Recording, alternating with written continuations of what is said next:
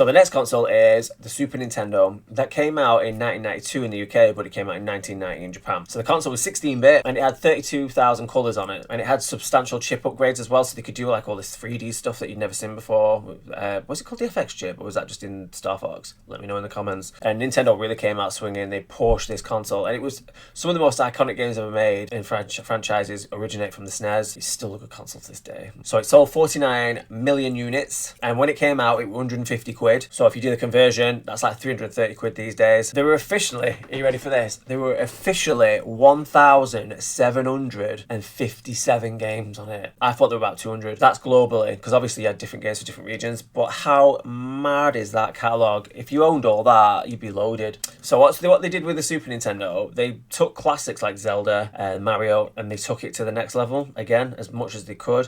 But also with the FX chip, like I mentioned earlier, you got these 3D polygon games like Star Fox and that racing game. What was that racing game called that used the FX chip? But yeah, so you're starting to see the evolution into the 3D world, and then they took it even further with Donkey Kong Country. They actually made a 32-bit game cartridge with all the extra chips in it. So then you started seeing pre-rendering when you'd never seen it before apart from on PC. So yeah, the console really was revolutionary, and it took these little steps towards the 3D era. So most of us know this. The SNES was supposed to get a CD-ROM clip-on underneath it, and the CD-ROM was called the PlayStation, 2 words, PlayStation, because Sony was working with Nintendo to make the ROM, but then there was some kind of kerfuffle or something, and Nintendo back then, they were like they wanted all the licensing and all the money, and they wouldn't let people put things on their console without their permission and blah blah blah. So there was a bit of a hoo-ha. I think it was Nintendo wanted the licensing for all the cartridges, and they wouldn't let Sony have it for the discs or something. It was something like that anyway. So Nintendo did the dirty. They went behind the back and made another arrangement with Philips to do with chips or something, and then Sony found out apparently at E3 when they were supposed to be displaying it and talking about the PlayStation. So obviously they fell out. There's a massive lawsuit, and Sony took the PlayStation and went and did their own thing, and it was the biggest mistake Nintendo ever made, because they literally made the biggest game console in history by fucking off Sony. So really, if there would be no PlayStation if it wasn't for Nintendo. So it's like making your own worst enemy. Crazy drama. So 1993 now, the Mega CD. So Mega CD was released in April in 1993, and the console was still 16-bit, which is pointless. Basically, you were just making a 16-bit console that kind of could run a little bit faster. It sold 2.24 million units, allegedly, because I've seen two different numbers that were massively different. I suppose it depends how much tax they wanted to dodge. So anyone who doesn't know, the Mega CD was an add-on for the Mega Drive, just like the PlayStation was supposed to be for the Super Nintendo. It clipped onto the bottom, it ran off a CD, so it allowed 160 times more memory, because obviously a 16-bit cartridge can only hold so much. So it allowed bigger games, but because it was such a new technology, they didn't know how to utilize it or program it or take advantage of what they had. You see this a lot in this early 90s era. The people got the tech, but they didn't know what to do with it. And they were still kind of pushing the 16-bit era look with a little bit of a twist, like a couple of FMVs that were blocky as fuck. So yeah, it was like the evolutionary time of gaming where you were jumping from the 2D to 3D, and there were so many failed attempts because no one knew how to handle it apart from Sony properly. But we're not talking about that, we're talking about the Mega CD. So yeah, it was really, really primitive. It was just not very good, to be honest. It was like a rushed job to try and get out a CD-ROM, but there were so many dramas with Sega back then, which I'm going to go into in a minute with one of the other consoles. You think the Nintendo and Sony argument was bad? Sega of America and Sega Japan fucking hated each other. It's just so bizarre. So the Mega CD was discontinued in 1996 because no one cared. And because obviously the 32X and the Sega Saturn came out as well. Next console in 1993 is the Amiga CD32. So I actually had one of these. I traded in one of my consoles for it when I saw it in cash converters. I think, did I trade in a SNES for it? Because it was like, I didn't know what it was. I just thought, oh my god, it's got a CD on it. It's going to be amazing. And I remember I traded in for it and I got it home, and it was the most fucking disappointing thing on the planet. And I think I kept it for like 2 days. It was fucking terrible. The worst mistake in my childhood was getting rid of my SNES for a CD32. Idiot. So it was released in September of 1993. It sold 125,000 units, which is fuck all. Can you imagine how much these companies are losing?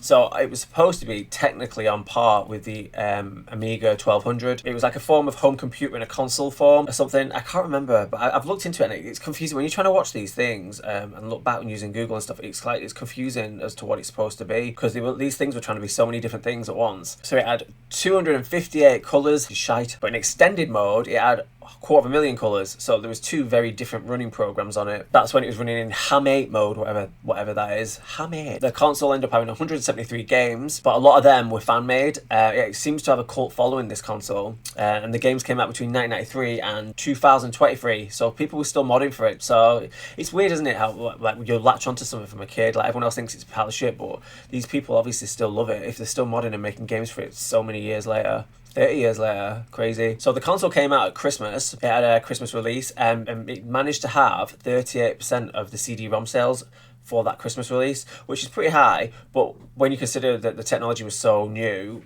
and it only sold, what did I say? And it only sold 125,000 units. It just shows you that CD-ROMs were still very new and not very mainstream at that point. But the console, it might have gone on to be successful, who knows, because it had to get cancelled because Commodore went bankrupt, and because they went bankrupt, the console had to stop. So who knows, 125,000 units and selling well at that Christmas, and then them going bankrupt, it might have put the nail in the coffin for it. But you never know, if history was different, it might have been successful, but I doubt it, because the PlayStation was just too good. So the console was only manufactured in total for 7 months.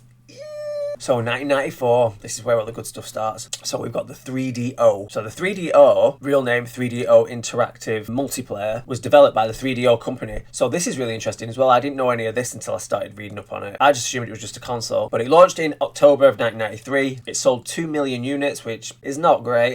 And it was a 32-bit console. So the console had more than 200 games on it, or officially. So that's a lot of games for such a short period of time. See, now this is where it gets interesting. The 3DO was created by the founder of EA, Trip Hawkins. Trip Hawkins. And what it was, this is where it gets weird, it was actually a set of technical specifications sold to other companies to be able to make the console with. So Panasonic made the first console, but other models were made by different companies, if that makes sense. So there was a Sanyo that created, someone called Sanyo, not Sony, that created one. And there were other third-party companies as well. So I always wondered, like, years ago, when I used to see all these 3DOs and they all look totally different, it's because it was basically the tech that was sold on to other companies to be able to make the consoles. So yeah, there you go. You learn something new every day. So that console actually won Time Magazine Woman of the Year. Oh, sorry. That's not. You're not Woman of the Year. But anyone can win that these days, can't they? Time Magazine Computer of the Year. So yeah, it was seen as a big technological marvel back in 1993, but it just flopped like a witch's tit. So another console from 1994 is the NEC PCFX. So the PCFX, it came out in Japan only in 1994. It sold 400,000 units and it had 62 games on it. And it was developed by NEC and Hudson Soft, and it would turn out to be NEC's final console. So it was based on an NEC computer that they made. It was intended to be the PC Engine successor, aka the TurboGrafx 16, which we call it in the West. So it was a CD-ROM console and it displayed 16 million colours, but it's managed to run for 4 years. But yeah, the swan song for NEC. September 1994, the Neo Geo CD. So with the success of the Neo Geo, they decided to bring out the CD version of it because the CDs were a lot cheaper. It would cost $49 to make a CD rather than $300 to make the cartridges. So obviously it was a no-brainer if you're going to try and take that next evolutionary step, but it just came at the wrong time. Console went on to sell 500,000 units, but yeah, it was just, you needed the expensive console to play it on. So fortunately for Neo Geo. Right, next up is Capcom CPS Charger 2. Right, this confuses me. I had to put it in here because it's relevant,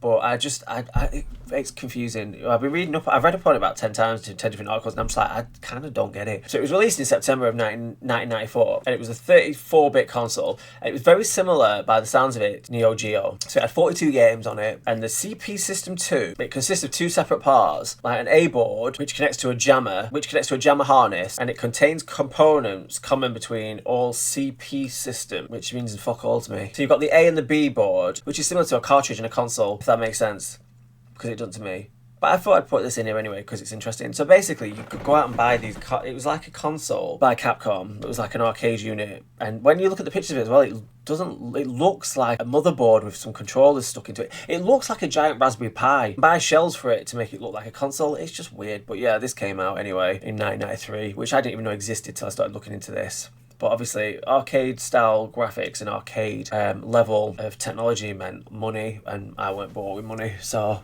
I couldn't afford one. Probably I didn't even know it existed. But yeah, interesting little find. It was continued to be made until 2003. So I can't find the sale numbers for this one. Probably because it's an arcade machine, it probably has different statistics or something, I don't know. But yeah, it had lots of massive games on it, like Street Fighter and all that, so I'm pretty sure it would have sold very well. Back then, everyone had Street Fighter, it was everywhere.